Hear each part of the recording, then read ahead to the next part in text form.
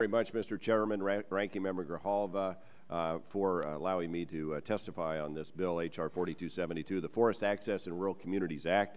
I look forward to working with the committee as you hopefully move forward to mark this up and bring it to the full floor. Over half of Oregon's land, 53% to be exact, is controlled by the federal government. And in many counties, this number can be much higher, just as the national forests have historically played a significant role in providing timber jobs that were the pillars of rural economies. Access to these forests now is a cultural and social mainstay as well. It's what we do out in the West. Local residents accessing these forests are camping, hunting, fishing, cutting firewood, collecting berries, doing what we do, enjoying their families, generation after generation. These activities are a way of life in rural America and certainly in the rural West. In eastern Oregon, the Wallowa-Whitman National Forest Travel Management Plan is really what prompted this legislation and similar planning failures along the way that caused me to introduce this bill. From the beginning, local communities and volunteers dedicated countless hours of personal time traveling, documenting the roads, communicating their needs to agencies, officials. But at the end of the process, they developed comments and put forth suggestions on roads that weren't being used, that could be closed, but also pointed out roads that are popular, necessary, and needed to remain open. In 2012, when agency officials rolled out the final plan, more than 4,000 miles of roads were slated for closure, 4,000 miles, on a forest where a quarter of the land, some 600,000 acres, is already designated wilderness. You can't drive there. In Wallowa County alone, over 70% of the national forest already shut off to motorized recreation. 70% of the national forest already shut down. In what amounted to an assault on good process and rural traditions on public lands, it was clear to those who participated in the process that the Forest Service had largely, if not entirely, ignored the thoughtful and deliberate input that they got in this planning process.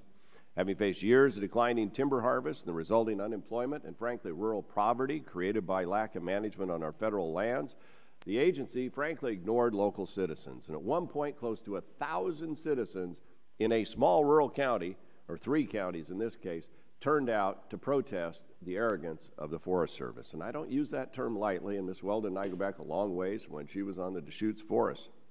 This was a travesty. I got involved. I heard from the county commissioners. I called the Region 6 supervisor. Frankly, I raised hell about it because the good process that should occur in public policy had been rejected. At the end, and I know you'll reference this in your testimony, I would not characterize what the Forest Service did as an example of how the public process worked. Because in the end, you ended up having to remove the local forest supervisor from her position, and then you pulled back the plan, both of which needed to happen, by the way, but that's not how good public policy should move forward. Hopefully, we've learned from this lesson, and that going forward, we can have a different process, which is what led me to introduce this bill.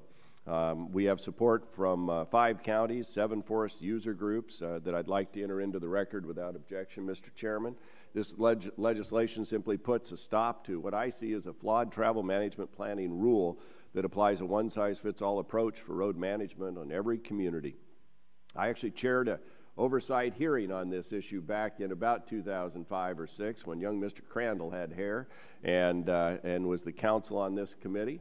And we looked at these issues because we wanted to maintain this access to what's left of the forest we can access. And I'm just telling you, I know it's worked out in some areas.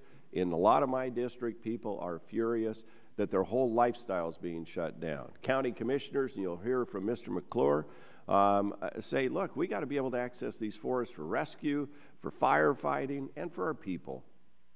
And it's been a real fight that didn't need to exist. President Theodore Roosevelt said, and I quote, "We shall succeed not by preventing the use, but by making the forest of use to the settler, the rancher, the miner, the man who lives in the neighborhood," close quote. It seems that we've lost our way from that multiple use vision for the great forest reserves and have some lost sight of the important role local communities need to be able to play in this process. H.R. 4272 provides an opportunity to move back to that idea by putting our local communities in an important driver's seat when it comes to accessing and managing our public forests. I look forward to working with the administration to find something that gets a better balance than we see today in many parts of rural America. And Mr. Chairman, representing these local communities and speaking specifically on the need for this legislation, I'm really pleased to have the opportunity to introduce Union County Commissioner Steve McClure.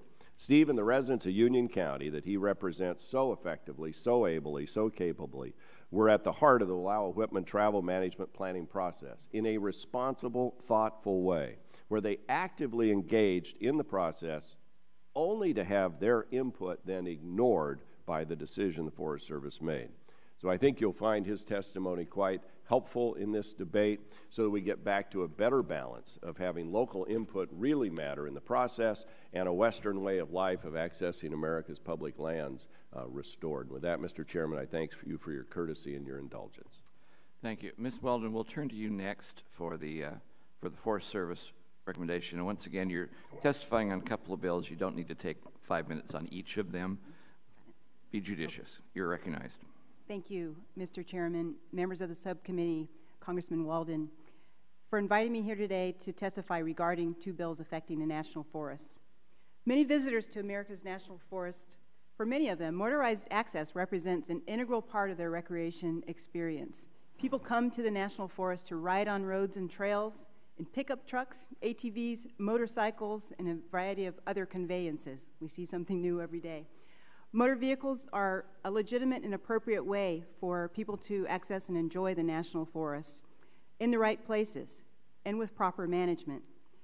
The Travel Management Rule of 2005 was developed to address the growing popularity and capability of off-highway vehicles and to continue to provide these opportunities while sustaining the health of National Forest System lands and resources.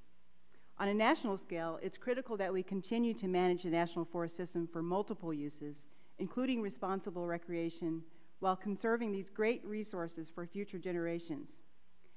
The administration opposes H.R. 4272 because it would impair the agency's ability to manage National Forest System lands and resources in a safe, effective, and efficient way.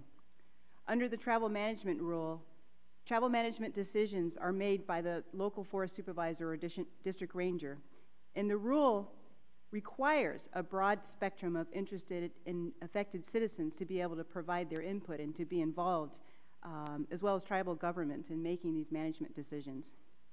This approach has seen great success in the vast majority of our national forests. And Congressman Walden, I acknowledge that this has not been the case for the Wallowa-Whitman National Forest in your district. The Forest Service should have fostered much better collaboration in developing our travel management plan in Eastern Oregon, and by extension, listened to, respected, and really done a deep level engagement on the great input that was developed and received by the community. And I wanted to stress that our agency has heard your concerns loud and clear. The current forest supervisor on the Wallowa-Whitman Forest is reassessing the travel management decision in response to public input. And we're committed to working with your office and with the local communities to improve how we cooperate with local groups and governments to manage the forests in your district. Across the system, we have engaged with our stakeholders to incorporate their comments into implementation of the travel management rule. On the Dixie National Forest in southern Utah, for example, each road section was reviewed by employees, a citizens working group, interested public and cooperating government agencies as they established their road system under the travel management rule. On the Deschutes and Ochoco Forest, the agency worked with a chartered federal advisory committee as well as interested public to develop a strategy for implementing the rule. And the advisory committee, in and of itself, represented a broad spectrum of interest, including local government officials, tribes, business owners, interested public groups, federal agencies, and they provided recommendations that were used to lay a framework for how the proposed action would be developed in the subsequent analysis. H.R. 4277 would undercut the significant work already completed during the process of obtaining public input and coordinating with all of these entities for making travel management decisions. About 90% of our administrative units across the system have completed implementation of Subpart B of the travel rule, which provides a national framework for local Forest Service units to use in designating a system of roads, trails, and other areas for motorized use. And we're on track for hopefully achieving completion of Subpart B on all units by the end of next fiscal year. Additionally, about 35% of the units have completed or nearly completed the requisite travel analysis that will support implementation of Subpart A of the rule. I'd like to express that we're committed to working with Representative Walden in Congress to ensure the best possible management of the forest lands in conjunction with the interests of the local community. And briefly, on the administration's position on H.R. 4283 to amend the Walden Scenic Rivers Act, we're looking forward to work with Congressman Simpson on the new proposed language, and I'm available now to answer any questions you have. Thank you. Thank you. Commissioner McClure, we're happy to have you here. You're now recognized on the Walden bill. Thank you, Mr. Chair. Members of the committee, my name is Steve McClure. Oh, excuse me. Wait, let me interrupt, Commissioner. We appreciate that. Ms. Walden, whenever you need to go, you're free to go. Okay. Commissioner, go ahead. All right. Thank you. I've been a commissioner in Union County for 24 years. I'm the second longest sitting commissioner in the state of Oregon. I've been through the wars. I guess for me to describe the process that occurred in the Wallow-Whitman forest would probably be a wonderful war story. It would probably take 2 hours to tell. I've got 5 minutes, so I can't tell the war story. But I guess the best way for me to characterize it, it was be a study in the wrong way to do it. Okay? If you want to know how to do it wrong, you need to come and look at how it was done in the Wallow-Whitman. Essentially, if you look at what the Wallow-Whitman situation was, is when the Umatilla National Forest did their plan, they implemented travel management. The Wallow-Whitman did not. And that created a situation where you had two forests side by side on Interstate 84, and if you were coming from Walla Walla or any place else to do recreation, you went to the forest that allowed you to do whatever you wanted to do, essentially. So there was a huge emphasis on the Wallow-Whitman for this kind of recreation, not only from the community, but from outside the community. It was very clear that Steve Ellis was sent to do travel management. The chief had talked to Steve and said, that's one of the jobs that we expect you to do. We know it's going to be difficult, but we have faith in you to do it. So they initiated the process. The first step in the process was to close all management level 1 roads across the board, just all of them. The problem was the Forest Service really didn't know the status of those roads. And they went to the counties and said, look, you know, this is our initial proposal, but we also understand that this is an important issue to your communities, and we invite you to take a look at these roads and then come back to us with suggestions of where we need to make changes, and we would certainly consider them. This is our process. This is a normal Forest Service process. Don't be afraid of it. Go do it. So that's what we did. Wallow County had 30 volunteers that spent 2 summers with their own vehicles, their own gas, and went out and looked at over 1,000 roads. They had a 17-question questionnaire that they answered on every one of those roads, all right? And they made a determination that almost 47% of those roads were already closed. They'd been closed naturally. They were gone. So they came up with a proposal. They said, well, the roads that aren't there, we'll give those up, but we really think we need to maintain the level of the roads that we have now. Union County actually concurred with that. That was the position that we took. To be honest with you, we did not start as soon as Wallow County did. We kind of dug in our heels and said not only no, but hell no. But we were informed that if we didn't participate, we weren't going to get anything. So we, in the second year, did participate, and we found about the same results. I didn't provide those as attachments, but I have them. If you want to read them, you can see road after road that was closed, barricaded, so on and so forth. So I can go through all the details, but actually what happened was when the decision was made, a good friend of mine who was the ranger, no longer works for the Forest Service, but was a LeGrand ranger, called me 2 weeks before the decision came out and said, Steve, counties didn't get a damn thing out of this. He said, I argued for 2 weeks, and he said, you got nothing. Okay, we asked for 4 specific things that we wanted, that we had identified, that we needed. Very simple things, and they're in my testimony. I mean, they were loop roads, they were roads that were very simple. We got none of them.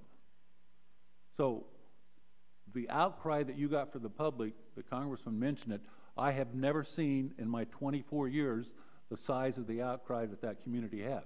It wasn't what the commissioners did that changed this. It was the people in the community, okay? their values, their belief, their use. You need to understand that what's happened to a lot of these forests. The economic piece has gone away. Now we're taking away the recreational piece, and those people absolutely resent it. Now I want to spend just a few minutes to the bill.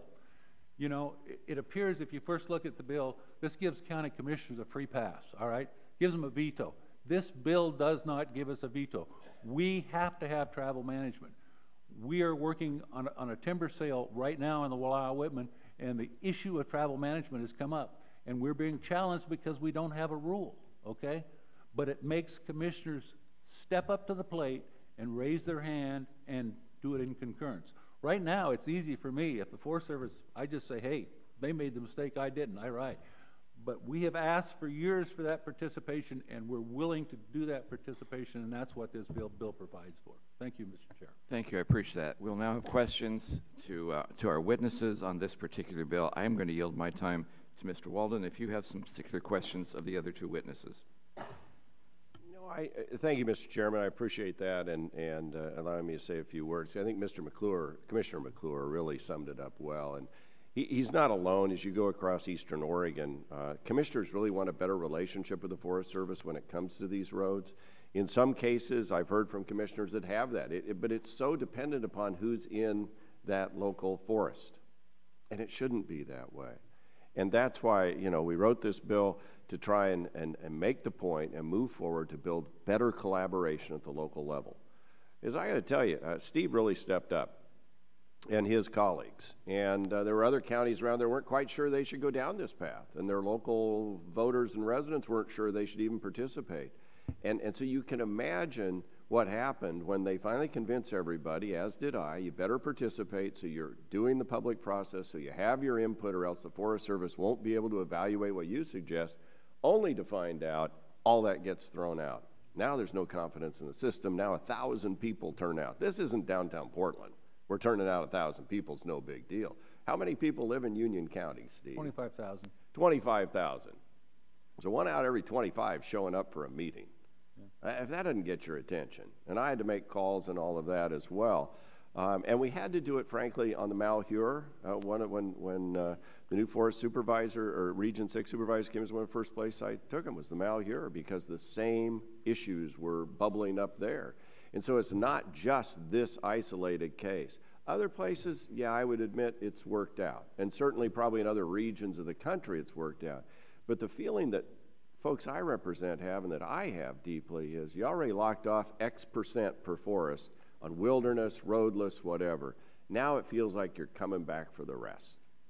And that's what I think has people really upset and concerned. I don't know anybody who thinks you ought to be able to take an off-road vehicle and just run it across the range and destroy the habitat. Now, there's probably somebody in every case, but you know, that's not what we're about here at all. We want good management, but you also want to be able to access these roads, and it just feels like a few people in an office make the decision. So maybe I could go to Steve for a question, Mr. Chairman, just in terms of this collaboration with the counties, because I know the administration opposes that piece of this bill. How do you foresee that working? Before they could close a road, they'd have to reach out to you. And I know Ms. Walden, her testimony references Northeast Oregon, and maybe the way we've worded it would require 6 counties and 2 states to sign off. Is that something you think we could work through, Steve? Congressman, Mr. Chair, Congressman, we have been doing that for years in Eastern Oregon. You need to understand the relationship that counties have out there. We do not have a bad relationship. I really need to tell you that. We have been in the process for almost 10 years now developing a new plan for the 3 forests in Eastern Oregon, the Malheur, the Wallowa-Whitman, and the Umatilla, okay? We have planned for 10 years, and we finally have the plan on the street for public comment. And I'll be honest with you, the counties were at the table. We were, the 10 counties, 3 in Washington, 7 in Oregon, we were co-conveners. So it is in our culture to do this kind of work. Now, I will be honest with you, we don't always agree with the Forest Service, but we sit down with the Forest Service at the table. We do it all the time. In my community, we provide a tanker base. We have a relationship constantly with the Forest Service. We work with the Forest Service. We've always worked with the Forest Service. And we worked with the Forest Service on this particular circumstance. We honestly did. We went out and did the survey. My opinion is the Forest Service should never have put the proposal on the table without knowing the condition of those roads to begin with. It shouldn't have been the community's job to go out there and determine which ones were closed and which ones weren't. But that being that what it may, we did. So when you talk about cooperation, yeah, we know how to cooperate. We've done it, and it doesn't change what we're doing. I think the important thing to this bill, it honestly brings the commissioners to the table where they have to make a decision, okay? That's the important piece, all right? We can no longer sit on the sidelines and complain. We now are going to have travel management. It's going to go into the courts when we try to do activities. If you don't have travel management, it's going to be required. It's going to require us to negotiate and come up with concurrence with the Forest Service so that we have buy-in, and that's something that we as local county commissioners have wanted for years out there, is that responsibility. And I honestly tell you, there are people that don't want that, but that's the position that I think. Thank you. I appreciate that. Mr. Grijalva, do you have questions? Thank you. Chief Walden, if this bill were to become law, would the Forest Service have to restart the entire travel management process that was required under since 2005 under President Bush's administration? And even though approximately 90% of the national forests in the country are now managed under the finalized decisions on the rule, any idea if that process were to start over, what are the costs that would be incurred by the taxpayers at this point? Thanks, Chairman Grijalva. You know, I'm not totally sure what the implications would be as we would move forward under the Act. The need for the concurrence is the piece that would need to be evaluated. You know, we have decisions that have been made, but without those having been made with concurrence from the commissioners, then we would have to figure out how to go back and open those decisions up to enable that to occur. So potentially it could open the planning process again because there may be enough difference in conditions and such that would require really digging into those analyses again. So, yes, the issue of concurrence, it's in the legislation. Yes. And essentially giving veto power to the counties over federal decisions. And what does that mean for tribes or other stakeholders that might be involved in that? Mm-hmm. Again, I think there's much to be worked out, and we look forward to working with Congressman Walden on that as it relates to the nature of concurrence and whether that is something that, what weight does that carry in the context of the other involvement of citizens for decision making. So those things are just things that need to be developed further with the bill. But our real intent is to ensure that we move forward with as strong and close understanding of what these the context of this decision mean to the local citizens, and that's something that we can do much better at than we have done in this instance. Yeah, the point of the legislation is to halt the implementation as part of it, and then the consequence of after that is the concurrence. And correct. Where that all... Yes, the part about halting is of great concern because that is something that throws off the work that's in play and being implemented and could have the potential of, stopping us from, following through on the portions of the rule that are in play and working well to allow access and to protect the resource. Well, even the 90% of decisions that have been made, I would suggest under that language is they're all under question. That's correct, yes. Commissioner, going back to that, roughly 90% of the national forest lands in the country are now being managed under the finalized decisions of the rule. See, if the legislation that you're supporting were to become law, all of these plans would be scrapped, and that's a concern. I understand the difficulties you faced in your community with the Forest Service, but as a taxpayer yourself, would you want to see the rest of the country start over in all those travel management plans that that have cost millions of dollars to get to that point, if the language of this legislation is the way it is. Congressman, Mr. Chair, Congressman, Sure. I would agree with you. It doesn't make sense to go back and start all over. I am not a lawyer. I am not one that can give you a legal opinion. But my opinion is that it's not unreasonable to pass this bill with the understanding as we go forward, this will be the process. I mean, put language in the bill that says if you have a travel management in place, you don't have to go back and do it over because of this bill. I have no problem with that. Communities have made it work. I mean, we look at individual communities and the way they've made it work is fine. We made an honest, good faith attempt to work with the Forest Service, and it did not work in our community, okay, for a number of reasons. So to ask for concurrence, I don't think is unreasonable, but I agree with you. I don't think it makes any sense to go back and spend the money to do it all over again, all over the country. Commissioner, I think the Deputy Chief said that that process didn't go in your particular instance the way it should have gone, and that they look forward to working on even a potential restart on some of the issues that you're bringing up. I just think this legislation is so encompassing that the rest of the country then has to follow the dictates based on the situation in your area, and I don't think that's fair. Yield back. Mr. Tipton, you beat me here. Do you have questions for these witnesses? Thank you, Mr. Chairman, and Mr. McClure, thanks for taking the time to be here. You could be a county commissioner in Colorado. We're hearing the same complaints throughout our district. We have 54,000 square miles of Colorado, and many of the same challenges and concerns that you're expressing here today, we've certainly heard out of our district. In your opinion, after listening to your testimony and reading through it, was the Forest Travel Management Plan already predetermined before the counties were able to weigh in? Was the decision already made? Mr. Chair, Congressman, I think that's one of the criticisms, that maybe it wasn't, but the outcome appeared that it was, okay? I mean, when you go through the process that we went through and none of what we had put on the table was considered, you have to believe that it was a top-down decision that came from D.C. that the Wild Whitman would have the management, and this is what it would be. I mean, that's the feeling that the community has out there, that this was totally a top-down decision. Now, can I say that unequivocally? No.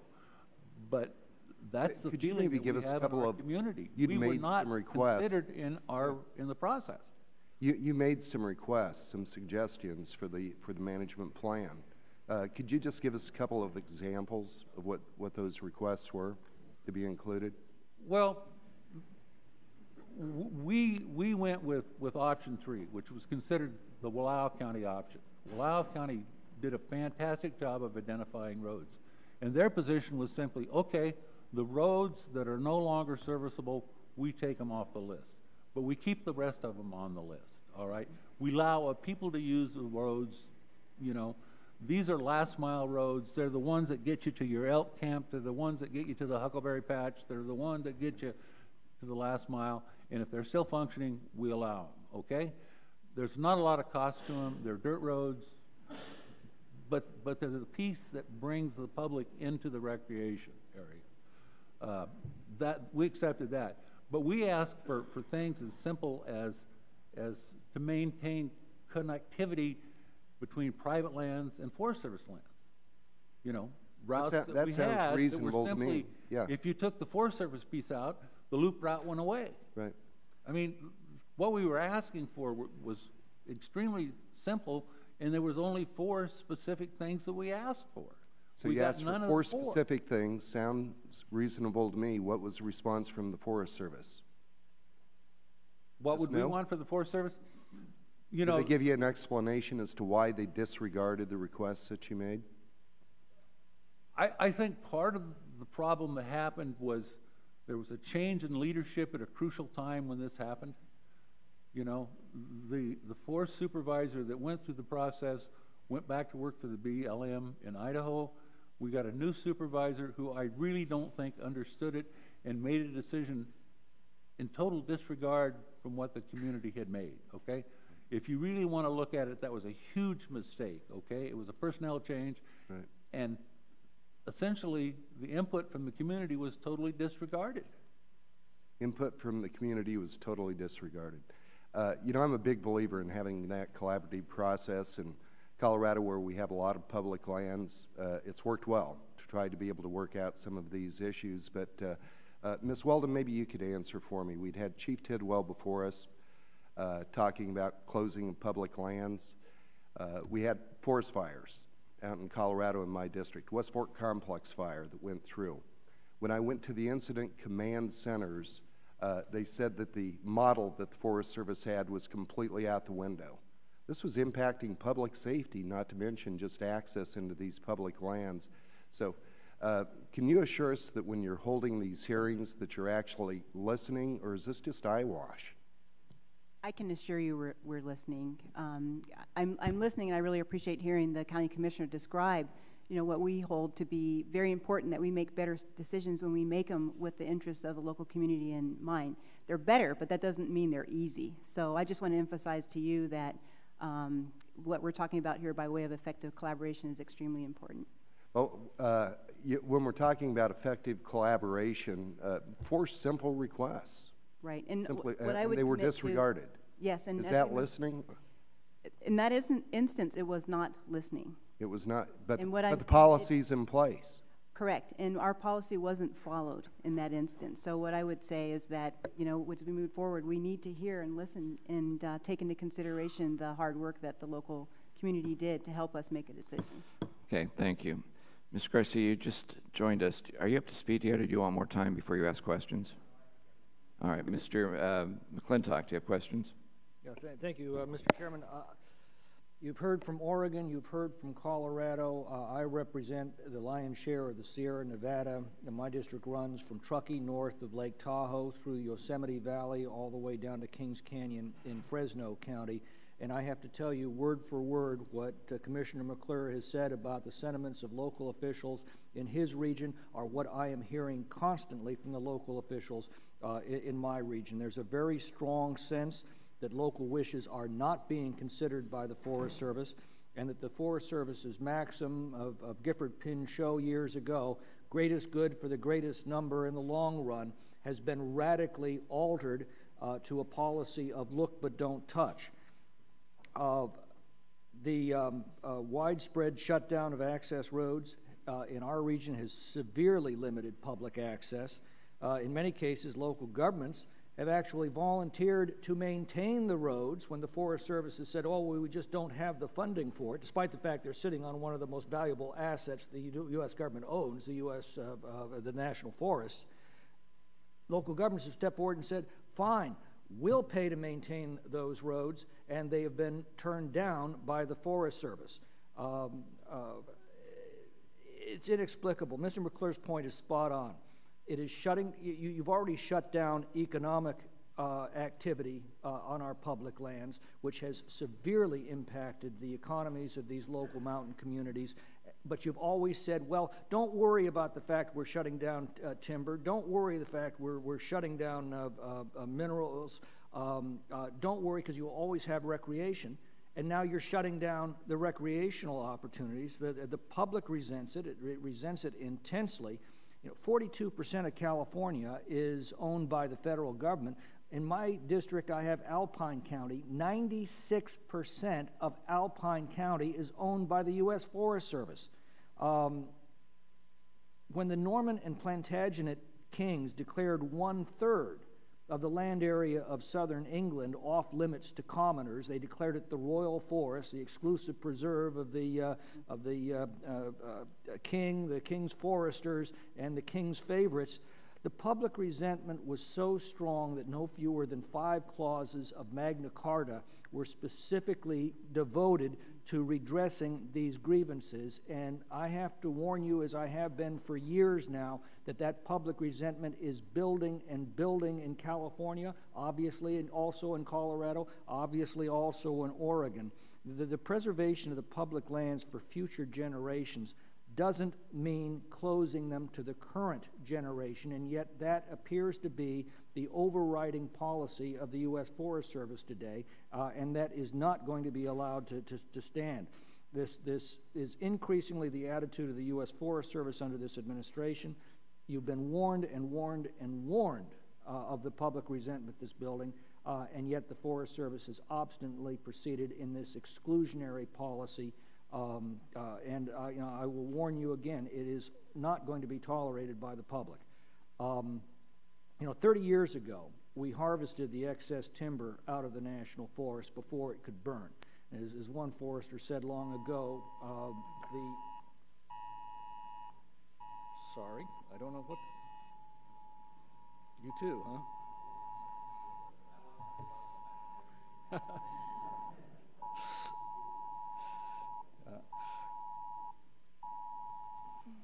Got your... Sorry. At least I'm not alone. We're on the third floor. I don't think the flash flood will hit us. Go ahead. Anyway, the point I was going to make was that when we harvested that, the forester says, you know, all of that excess timber comes out of the forest one way or another. It's either burned out or it's carried out, but it comes out. When it was carried out, we had healthier forests and a thriving economy, and we had one other thing: a well-maintained timber road system throughout the forests. Small groups of foresters spread throughout those forests. When they saw a fire starting on a neighboring ridge, they had the equipment and they had the good fire access roads to get over there and put out that fire before it could spread. That's all gone now, and we're seeing massive forest fires. In my district, the Rim Fire destroying 400 square miles of forest land, and one of the contributing factors is this policy of shutting down the timber roads. I couldn't agree more with the bill, and I thank you for the time. Thank you. And once again, after this hearing is over, I want to find out how the Forest Service was able to interrupt his questions. It's the government. You manipulated somewhere. There was a black helicopter around, and you did it some way. I don't know how you did it, but you did it. Mr. Lamalfa, do you have any questions? Thank you, Mr. Chairman. If you could only arrange for that to be in Northern California, where we need the water supply, instead of here for the flood. Thank you to the panel here.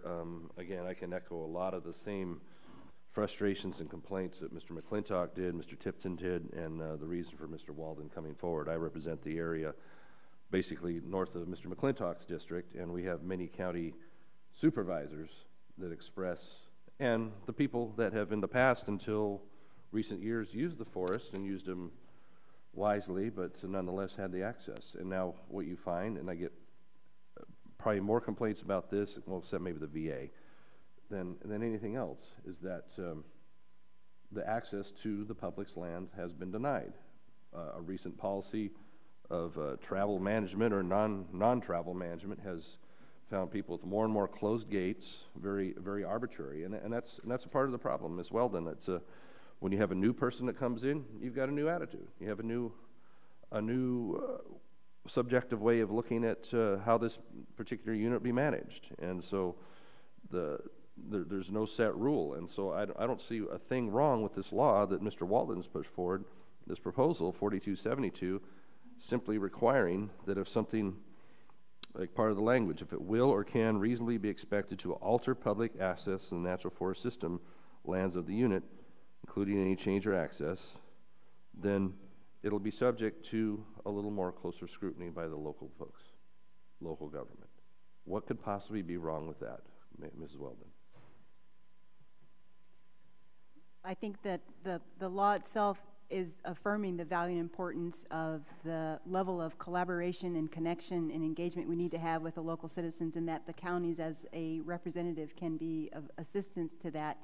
The complexities come in with whether or not there's a suspension of our ability to implement the current decisions we have in place, and how do we work through or work out the other primary entities affected when it comes to the role that the counties play. And so what other entities would that be?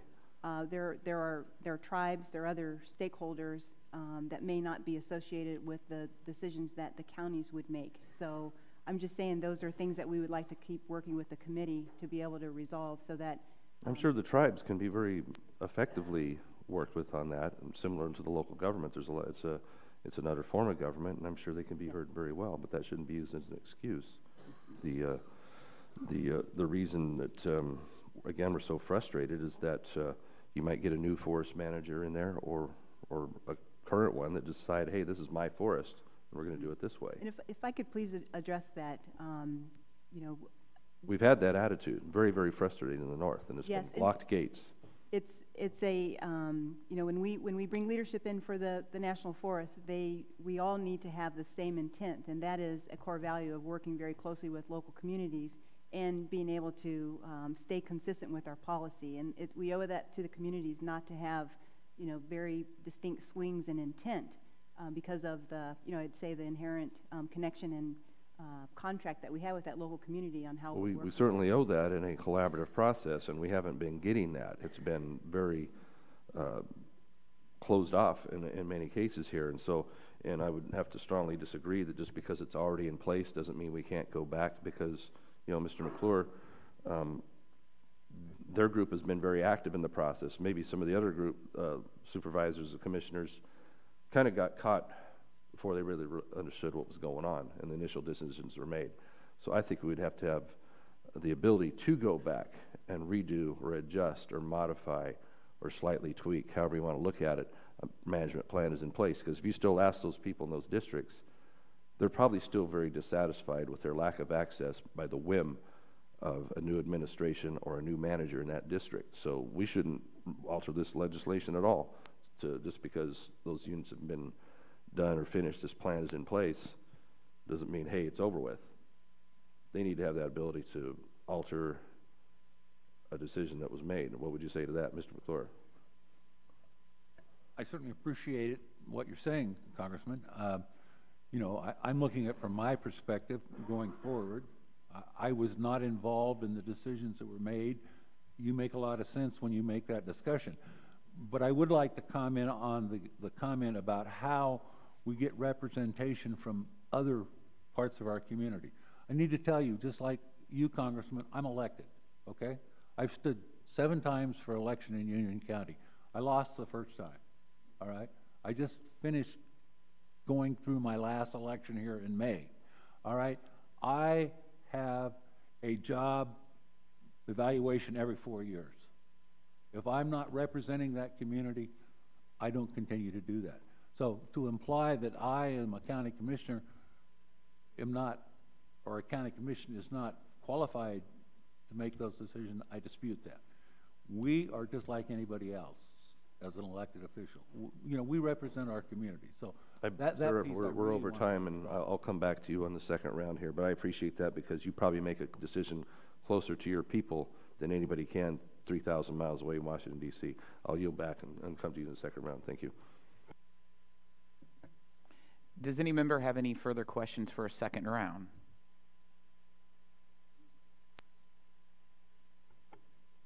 Oh, well, let's keep going then. Mr. Lamoffa. Are we okay, proceed. Mr. Chairman? All right. Mr. McClure, please continue that thought. Yeah, I'm sensitive to that argument. Now, don't get me wrong, everybody in Union County doesn't agree with me, and I understand that. I don't expect that. But I guess from my perspective, when I stand for election, I get my ticket punched, so to speak, just like you do, Congressman. You stand for election, and we know what that means. You have to put yourself on the line. So that does mean something, and we are the elected representatives of that county. I don't think there's any idea that we're going to ignore other functions. You're not going to get complete agreement anyway. But I will guarantee you that I represent the interests of Union County, what the people of Union County believe. And I think the important point to consider is there's a saying in politics, you can mess with someone's vocation, but don't touch their avocation. And that's what you've done here, okay? We have taken away the timber supplies, we're closing the mills down, but now we've gone the second step, okay? We've gone to the point where we're impacting what people do out of pleasure, out of their hearts and everything else. And it's not acceptable in these communities. It's becoming less and less acceptable. And that's exactly my concern. Now, if we look at the issue of crossroad travel and all those other issues, I will tell you that Union County obtained 3,800 acres that we made into an ATV park, okay? We got the money from the state of Oregon, the Parks Department. One of the first questions that we had to answer was, how were we going to deal with off-road travel with ATVs? And you know what we did? We decided we were not going to allow it. All right? And the community accepted that. And the community understands that. They will accept those kinds of things that make sense.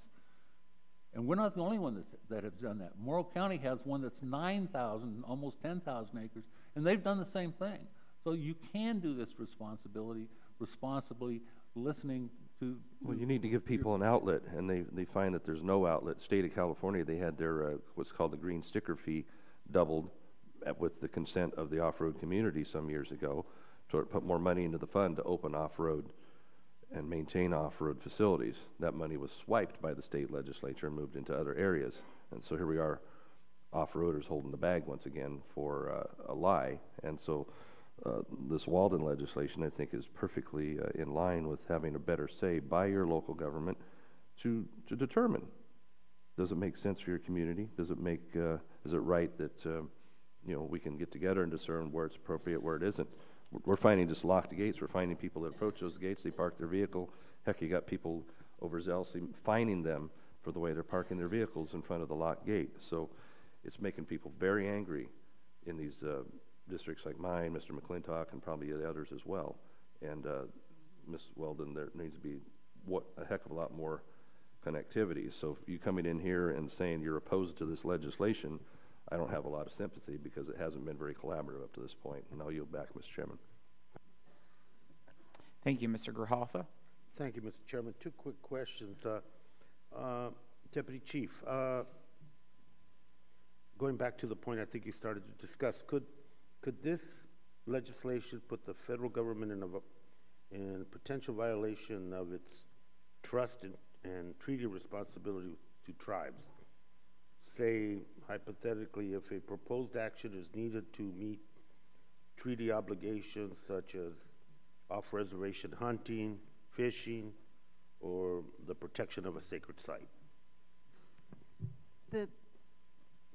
If the legislation requires a cessation of implementation of the decisions that have already been made, then it does create, I would say it does create a concern for those tribal entities who have entered into the government-to-government consultation as part of how the decisions were made. So it opens that up again, and again, that's something we would like to work with the committee on to get clarity on how we would move forward. But it does open up the need for us to revisit those decisions and to make sure we're on track with the outcomes that were agreed upon with the tribes.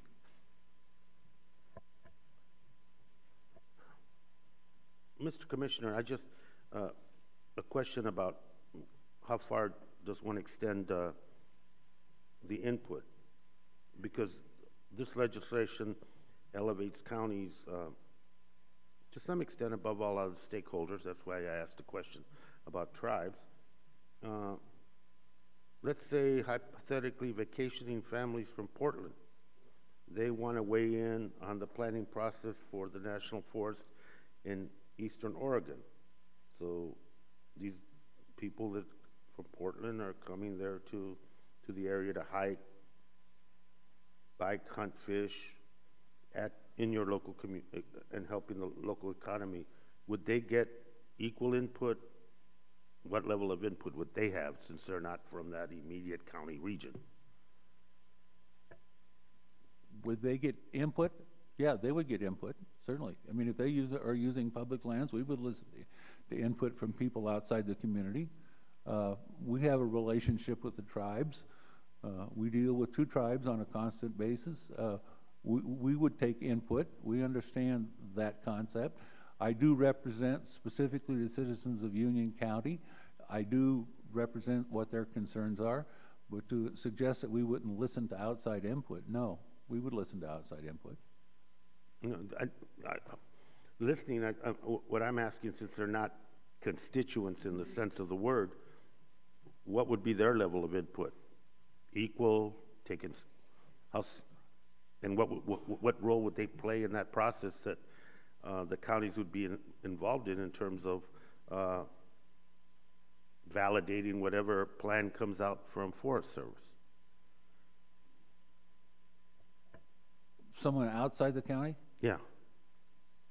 Like I said, we would consider their input like we would consider any other input, okay? If they would be invited to testify, notification, I'm not going to say that they would be the driving force, but we would not exclude input from anybody. We don't in our processes. I think that covers, I think that kind of answers, yeah, that answers it. Thank you. Yield back, Mr. Chairman. Thank you. Thank you. Seeing no further questions, thank you very much for your testimony, and we will move on to panel 2. On our second panel, we will hear from witnesses on 2 of my bills, H.R. 4029. It transfers land and facilities associated with the Ozark National Scenic Riverways to the state of Missouri, and H.R. 4182 that requires the Park Service to administer the Ozark National Scenic Riverways in accordance with its current management proposal. Our first witness is Miss Christy Roberts. Christy Roberts is from Ellington, Missouri. Our second witness will be Robert Ross. Robert is a state representative from District 142 in the Missouri House of Representatives. And our third witness is Mr. Victor Knox. He's the Associate Director of Park Planning Facilities and Lands with the National Park Service. Witnesses all have 5 minutes to present their oral testimony. There are lights in front of you. When they turn from green to yellow, you have 1 minute to finish. And when they turn red, you must end your statement.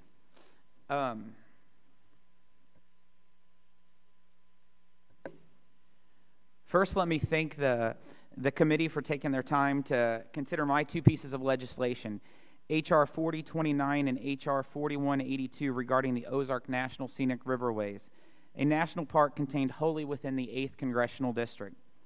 If you all will recall, on this committee last July, I spoke with Secretary Sally Jewell about my opposition and my constituents' opposition to the National Park Service's planning process for the Ozark National Scenic Riverways, and specifically any plan that would close horse trails, limit boat motors on the river, close access points to the river, or propose new congressional wilderness designations in the park. That November, the Park Service released a draft general management plan that would do all 4 of these things, despite my public and frequent opposition to all 4. In the meantime, I have sent numerous letters to or spoken up in this committee or in my office with everyone who will listen from the Park Service, including the witness today, Mr. Knox, asking that my concerns be taken into account. Every indication that I have received leads me to think that a plan will be finalized for the park this fall or late summer that closes horse trails, it limits boat motors on the river, closes access points, and advances the process of designating new congressional wilderness areas. If Mr. Knox knows otherwise, I'd be interested in hearing differently today.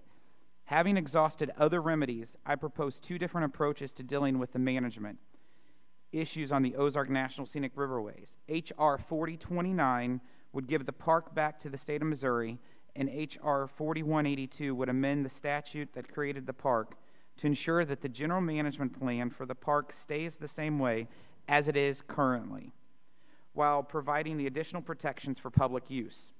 The state of Missouri has shown a willingness to receive the park lands, including funds for the park in this year's budget, and also sending 2 concurrent resolutions from each body of the legislature asking Congress to consider turning the park back over to the state of Missouri.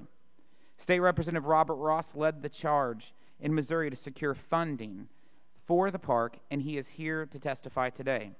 In addition to asking Congress to consider turning the park back over to Missouri, these resolutions also supported a no-action alternative to the draft general management plan.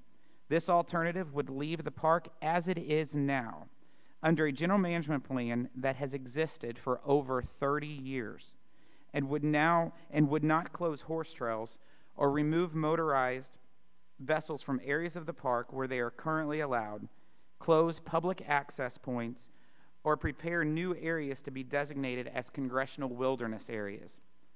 While there are certainly problems with the current management plan, it does not include these sweeping changes in the draft plan that threaten to undermine public access to the park, threatening the entire area's tourism industry.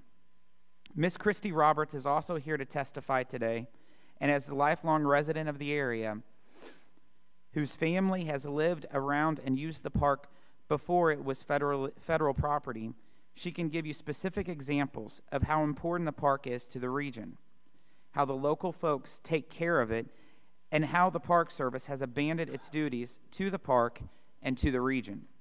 It is my hope that with this hearing, we will highlight the importance of the lands that comprise the Ozark National Scenic Riverways in my district. I look forward to the testimony of all the witnesses here today and working together going forward to find an adequate solution to this problem. Ms. Roberts?